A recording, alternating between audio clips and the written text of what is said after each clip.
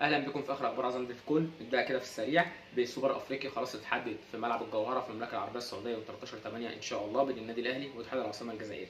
ده يخليني اقول لك ان برضو محمد الشناوي النهارده اتقدم له عرض تاني من نادي النصر السعودي اللي كان اتقدم قبل كده، والنادي الاهلي رفضه بسبب ارتباطات النادي، كان لسه في نص الموسم ورايحين كاس عالم انديه وكده، فالعرض بيتجدد تاني. وعندك حسين الشحات جاي له 3 عروض من السعوديه و2 من الامارات وواحد من قطر.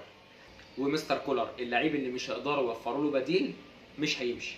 انما عندك مثلا زي حسين الشحات 30 سنه، لا اللي ممكن تفكر عليه معلول 33، لا تفكر الشناوي 34. عندك 3 لعيبه برضو، عندك السوليه وياسر ورامي ربيعه، رامي 30، ياسر 31، السوليه 34. في بيرسي تاو الحمد لله ضمننا بقائه، قال لك انا هطلع من النادي الاهلي يا اما على اوروبا يا اما مش طالع. انا مين بقى النادي الاهلي بيتفاوض معاهم اليومين دول؟ عندك محمود حماده لاعب فاركو، عبد الله بكري، وعندك احمد عادل ميسي باك شمال نادي الاتحاد السكندري.